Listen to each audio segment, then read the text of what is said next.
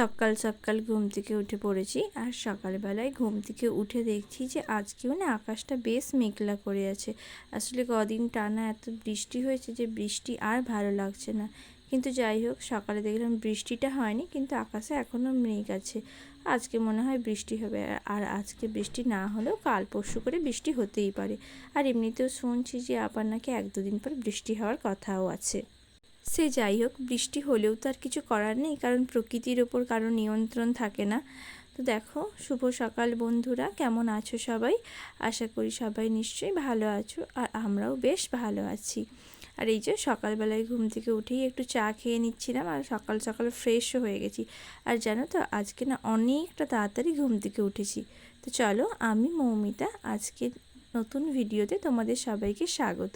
তোমাদেরকে সাথে নিয়ে এখন থেকেই আজকের ভিডিওটা শুরু করছি। বেশ কিছুদিন ধরে ভাবছিলাম যে রুমগুলোকে একটু ডিপ ক্লিন করব, কিন্তু করার হয়ে উঠছিল না। আজকে অনেকটা তাড়াতাড়ি ঘুম থেকে উঠেছি, মানে ওই 5টা 15 20 তখন মোটামুটি চা খাওয়াটাও সব কমপ্লিট হয়ে গেছিলো আর কি। আর ওইদিকে যেহেতু কদিনই মানে বৃষ্টি হয়েছিল, একটু ঠান্ডা ঠান্ডা ওয়েদার থাকে তো এখন সকালে থেকে, তাই জন্য ছেলেমেয়েরা ঘুমাচ্ছিল। তাই জন্য মা আর আমি দুজনে মিলে ঠিক করলাম যে এখনই রুমটাকে পরিষ্কার করব, যেহেতু বাচ্চারাও নেই। তো তার জন্য এখানে দেখো, মানে আজকে উপরের ঘরটা পরিষ্কার করেছি। আর উপরের ঘরটা তো আমাদের মাটির রুম। এই বিছানার নিচে মানে অনেক কিছু জিনিসপত্র রাখা থাকে, বাসনপত্র, হাঁড়ি কুড়ি সব কিছু আর কি। তো মা এই যে এখানে এক এক করে সব বের করে দিচ্ছিল বাইরে। মাই ভেতরে ঢুকেছিল, আর আমি ওইগুলো সব টেনে টেনে মানে বের করে নিচ্ছিলাম। তারপর সমস্ত কিছু ভালো করে বাইরে বের করে মুছে পরিষ্কার করে তারপর আবার ভেতরে রাখতে হবে আর কি। তো ভেতরটা মানে খাটের নিচটাতে মা ঢুকে পরিষ্কার করছিল, আর বাইরেটাতে আমি সব নিয়ে গিয়ে পরিষ্কার করছিলাম। আর এই যে দেখো, এই সমস্ত কাজকর্ম করতে করতে ওইদিকে ছেলেমেয়েরাও ঘুম থেকে উঠে পড়েছে।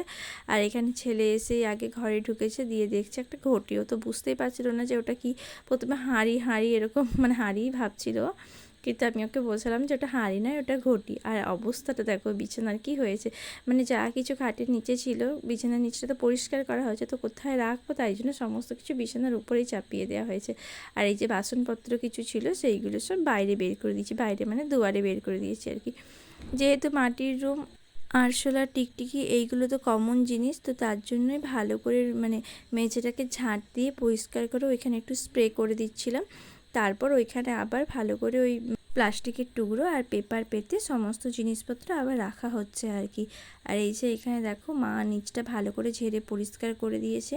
আর তারপর এখানে আমি ওই কৌটোগুলো ভালো করে মুছে টুছে আবার মাকে দিয়েছিলাম। আর এই সমস্ত কৌটোগুলোতে ওই মুড়ি টুড়ি সব রাখা হয়, বাইরে তো অত রাখার জায়গা নেই, তাই জন্য ওই খাটের নিচেই রাখা হয়। ওইদিকে মুড়ির কৌটোগুলো ভরে দিয়েছে। আর এই যে এখানে এই সমস্ত বাসনপত্রগুলো, আর বাসনগুলো না এরকম মানে একটার ওপর আরেকটা রাখলে, পেপার দিয়ে রাখলে নাকি দাগ ধরে না। তো তার জন্য প্রত্যেকটা বাসন রাখার পর মানে একটা রেখে তার উপর পেপার দিয়ে আরেকটা বাসন রাখা হয়েছে, মানে এরকমভাবেই রাখা হয়। এটা আমি আগে জানতাম না, এটা আমি মানে শাশুড়ি মায়ের কাছেই জেনেছি বা শিখেছি। তো দেখো, এই যে খাটের নিচটা মোটামুটি পরিষ্কার করে দিয়েছি, আর সমস্ত জিনিসপত্র গুছিয়ে রেখেও দিয়েছি। বাসনপত্র, হাঁড়ি কুড়ি, মুড়ির কৌটো যা কিছু ছিল সমস্ত কিছু গুছিয়ে রাখা হয়ে গেছে। আর প্রথমেই তোমাদেরকে বললাম যে আমাদের মাটির বাড়ি, যেহেতু মাটির বাড়ি মানে অনেক দিন আগে পুরনো বাড়ি।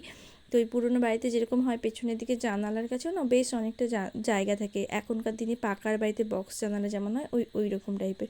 তো ওই জানালার ওখানটাও পরিষ্কার করেছি, কেননা ওইখানটা না পরিষ্কার করলে ওইখানে নোংরাগুলো আবার যখন ঝাড় দেবো আবার নিচেতে পড়বে, তো তার জন্য একবারে পরিষ্কার করে নিয়েছি। আর ওইখানেও ওই ছোটোখাটো বাসনপত্র ছিল, ঝুড়ি টুড়ি রাখা ছিল, ওইগুলো সব আবার রেখে দিয়েছি। আর ছেলেরা তো ঘুম থেকে উঠেই পড়েছে, ছেলেমেয়েরা, তো তার জন্য এখানে তারপর আবার ছেলেকে আমি ব্রাশ করিয়ে দিচ্ছিলাম। আর তারপর ছেলেকে ব্রাশ করানো হয়ে যাওয়ার পর চলে গেছিলাম, একটু তুলসী পাতা তুলে নিয়ে এসেছি, আর ওইটা একটু শিলনোড়াতে বেটে নেবো। মানে ছেলে তো তাও মধু দিয়ে তুলসী পাতা চিবিয়ে খেতে পারে, কিন্তু মেয়ে তো খেতে পারে না, তাই জন্যই পাতাটাকে বেটে একটু রস বানিয়ে নেব, তাহলে দুজনাই খেতে পারবে। আর দুইজনারই এত পরিমাণে ঠান্ডা লেগেছে, খুবই ঠান্ডা লেগেছে। ওষুধ খাচ্ছে, কিন্তু তাও একটু মধু আর তুলসী পাতা খাওয়াবো। আসলে আমরা যখন ছোটো ছিলাম না, তখন বাবা ওরা বলতো যে মধু তুলসী পাতা খেলে নাকি ঠান্ডা লাগা ভালো হয়ে যায়। আর ছোটোবেলায় আমরাও প্রচুর খেয়েছি। এগুলো কিছু ঘরোয়া টোটকা, তো খাইয়ে দেখি, মানে কিছু তো পাওয়াই যাবে উপকার, যতটুকু যা কমে আর কি। তারপরে তো ওষুধ খাচ্ছেই। তো দেখো, তোমাদের সাথে কথা বলতে বলতে এখানে আমার তুলসী পাতাটাও বাটা হয়ে গেছে, মানে রসটা বের করে নিচ্ছি, এবার মধু দিয়ে ওদেরকে খাইয়ে দেবো। আর তারপর চলে গেছিলাম স্নান করতে। আর আজকে যেহেতু যখন আমি সকালে ঘুম থেকে উঠেছিলাম তখন ওরা কেউ ঘুম থেকে ওঠেনি, আর ওইদিকে রুমটা ডিপ ক্লিন করতেও না বেশ অনেকটা সময় লেগে গেছে, তাই জন্য এখনও মানে নিচের রুমটা পরিষ্কার করা হয়নি। সকালে আমি ঘুম থেকে উঠে বাসি রুমটা ঝাঁট দিয়ে দিয়েছিলাম, কিন্তু সেরকমভাবে বিছানাপত্র পরিষ্কার করা হয়নি। তো তাই জন্য এখন ওরা তো উপরে আছে আর অনেকক্ষণ ঘুম থেকে উঠে পড়েছে, আর ওইদিকে কাজ করতে করতে না বেশ অনেকটা সময় চলে গেছে। তো স্নান টান করে এসেছি এখন, তাই জন্য ভাবলাম যে এখনই রুমটাকে মানে বিছানাটাকে আর কি ঝেড়ে পরিষ্কার করে নিই। তো হাতের এই সমস্ত কাজগুলো সারতে সারতেই দেখলাম হঠাৎ করে বাইরে থেকে কেউ ডাকছে, আর তারপর দেখলাম যে বাইরে ওই একটা মাসি এসেছে, মাঝে মধ্যে এরকম শাড়ি টাড়ি নিয়ে আসে, তো সেই ডাকছিল। তারপর আবার দেখতে গেলাম, আসলে শাড়ি জিনিসটা মেয়েদের এমনই একটা মানে জিনিস না, তুমি কেনো নাই কেনো কেউ যদি নিয়ে আসে দেখতে বেশ ভালো লাগে। আর এখানে তো কাকিমা কোন সাইডে নেবে আর কোন সাইডে নেবে না সেটা বুঝতেই পারছি না, তাই জন্য তার ব্যাগের মধ্যে মানে যতগুলো শাড়ি ছিল সে সব বের করে ফেলেছে একটা একটা করে, আর সে এত কটা শাড়ি নিয়ে নিয়েছে যে সে আর ওইগুলো নিয়ে উঠতেই পারছিল না, মানে যা ছিল ব্যাগের মধ্যে সব বের করে দিয়েছে, পুরো ব্যাগ ফাঁকা করে দিয়েছে, এরকম একটা ব্যাপার হয়ে গেছে। তো যাই হোক শেষ পর্যন্ত পছন্দ করে দুটো শাড়ি নিয়েছে কাকিমা, আর আমাদেরও একটা শাড়ি নিয়েছি। তারপর চলে গেছিলাম ওপরে, কেননা এখনও অনেক কাজ বাকি আছে, আর দেখতে দেখতে বেশ অনেকটা বেলা হয়ে গেছে। তো ওপরে গিয়ে এখানে মুড়ি খাবার জন্য কি বানাবো, তাই জন্য এখানে একটু ডাল সেদ্ধ বসিয়ে দিয়েছিলাম, মানে ওই খোসা সহ গোটা মুসুরির ডাল এখানে সেদ্ধ বসিয়ে দিয়েছিলাম মুড়ি খাবারের জন্য। আর যতক্ষণে ডালটা এখানে সেদ্ধ হয়েছে ততক্ষণে ওইদিকে আমি ছেলে মেয়েদেরকেও একটু খাইয়ে দিচ্ছিলাম, কারণ সকাল থেকে আজকে ওদেরকে খাওয়ানো হয়নি, কাজ করতে করতে অনেকটা বেলা হয়ে গেছে।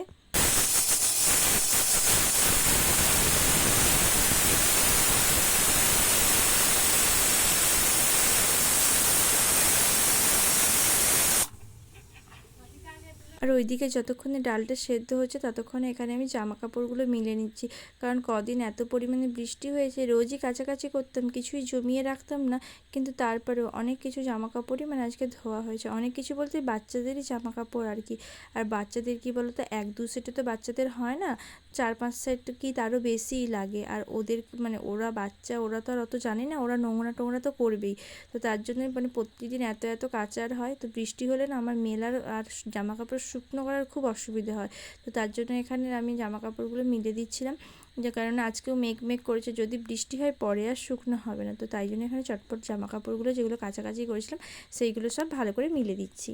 যেগুলো আগের দিনকার ছিল মানে ওই একটু একটু শুকনো টুকনো হয়ে গেছে আর কি, হালকা ভেজা ছিল, সেগুলো তো সকালেই মিলে দিয়েছিলাম, তো সেইগুলো ভালোভাবে শুকনো হয়ে গেছে, তার জন্য সেইগুলো একবারে তুলে নিচ্ছি, নাহলে ওইগুলো আবার রয়ে যাবে। তো একবারে সমস্ত যেগুলো শুকনো জামা কাপড়গুলো তুলে ভিজা জামা কাপড়গুলো মিলে দিয়েছিলাম। আর তারপর এই যে এখানে ডালটাও সেদ্ধ হয়ে গেছিলো, ওটা নামিয়ে নিয়ে সবাইকে খেতে দেওয়ার পর আমিও একটু ওই গোটা মুসুরির ডাল সেদ্ধ দিয়ে মুড়ি খেয়ে নিয়েছিলাম। এটাই আজকে সকালের খাবার ছিল।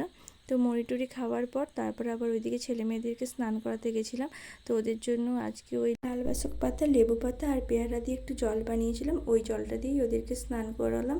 আর স্নান করানোর পর আমিও রেডি হয়ে গেছিলাম আর ওদেরকেও রেডি করে দিয়েছিলাম, কারণ বেশ অনেক দিন পর আজকে যাব মামা বাড়ি। তো এখানে দেখো আগে আমি রেডি হয়ে নিয়েছিলাম আর তারপর ওদেরকে রেডি করে নিয়েছিলাম। আমি যাব আমার মামা বাড়ি, কিন্তু ওদেরকেও নিয়ে যাব, ওদেরকে ওদের মামা বাড়ি মানে আমার বাবার বাড়িতে রেখে তারপরেই যাব। তো ওইখানে ওদেরকে নামিয়ে দিয়েছিলাম বাবার বাড়িতে, তারপরে এই যে আমরা চলে যাচ্ছিলাম। আর যেতে যেতে রাস্তায় এখানে একটা জায়গায় ফল বিক্রি হচ্ছিল, দেখে থামলাম, আর তারপর দিদাদের জন্য কিছুটা ফল নিয়েছিলাম। ফল বলতে এখন তো আমের সিজন, আমটাই নিয়েছিলাম, ওই 2 কিলো মতো আম নিয়েছিলাম। তো ওটা নিয়ে তারপর আবার আমরা চলে যাচ্ছিলাম। তো দেখো, আর এইখানে তোমাদের সাথে কথা বলতে বলতে আমরা পৌঁছে গেছি মামা বাড়িতে।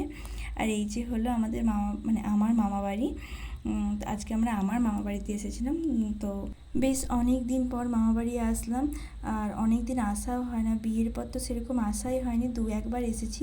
আর রিদ্ধি আর তিতলি ওরাও খুব ছোট ছোট বলে ওদেরকে নিয়েও তেমন আসা হয় না, ওদেরকে নিয়েও ওই 2-1বার এসেছি, মানে বিয়ের পর মোটামুটি 4 থেকে 5বার মতো মামা বাড়ি এসেছি, তারপর আর আসা হয় না।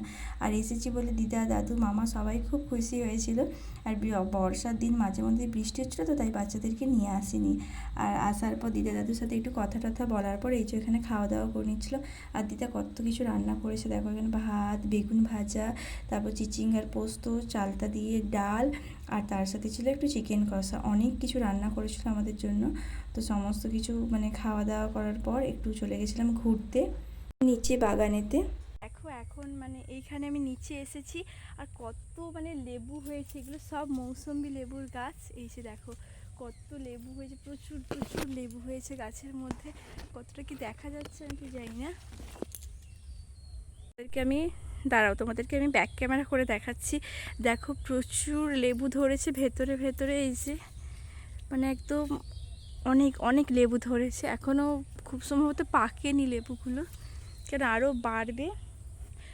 আর প্রথমে জানো তো এই লেবুগুলোকে আমি ভেবেছিলাম যে এগুলো সবেদা, কেননা লেবুর কালারগুলো দেখেছো, এই যে এই রকম টাইপের হয়েছিল। তো দূর থেকে দেখে কিছুটা আমি সবেদাই ভেবেছিলাম, পরে দেখলাম যে না, এটা সবেদা নয়, এগুলো সব মৌসুমি লেবুর গাছ।